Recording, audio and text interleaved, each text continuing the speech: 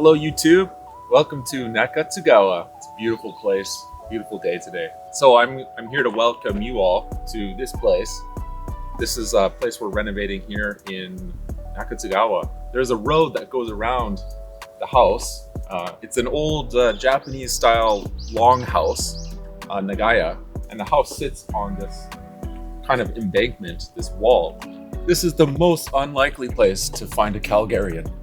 So me being from nowhere, from the middle of nowhere, Canada, coming to the middle of nowhere, Japan, seems very unlikely, but here we are.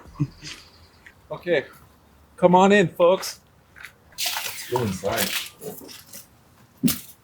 So, first thing we did was we knocked down these four walls all the way to the end.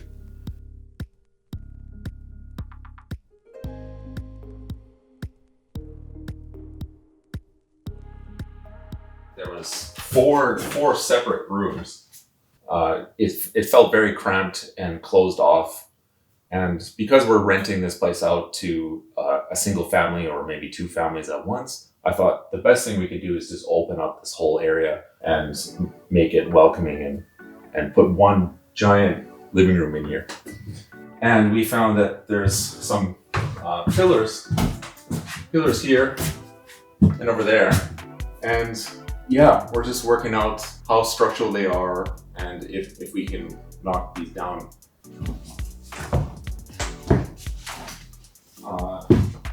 So as we come down here, we have this post we gotta take out. We gotta take out this one, and we're gonna put shoji. It's the white paper finish work that traditional Japanese houses have. We're gonna put a shoji wall here to make some light pass through to the dark hallway here. Yeah, so we open up the ceiling, as you can see. The ceiling was quite low in here before.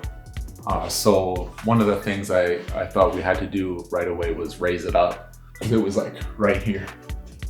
So when we finish the ceiling, we'll probably have a few exposed beams that we'll clad with some nice finish work, and then have a raised finished ceiling that gives it a more open, cozy feeling, kind of like a log cabin. And to make this living room nice and cozy and unified into one livable area, I'm thinking hardwood floor, although it could be expensive. It's just the planning and the material costs. Yeah, I'm just a beginner, so I do not have confidence to do that. And I even don't know how to source. You might want to go for a cheaper option like laminate.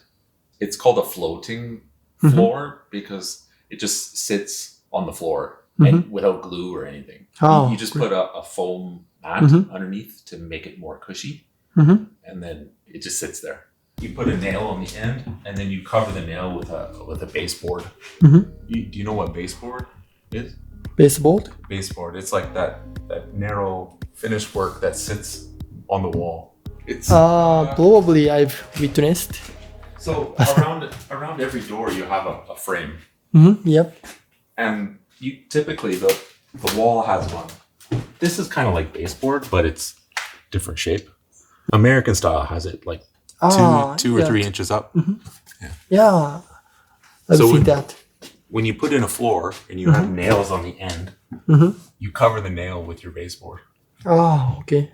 So you need to source that tool as well. Oh, okay. Probably we can borrow such tools for cheap price. So right. Yeah, you can rent those things for sure. Yeah. Okay, so let's try to find. Put like a nice garden in here. Make it Kyoto style.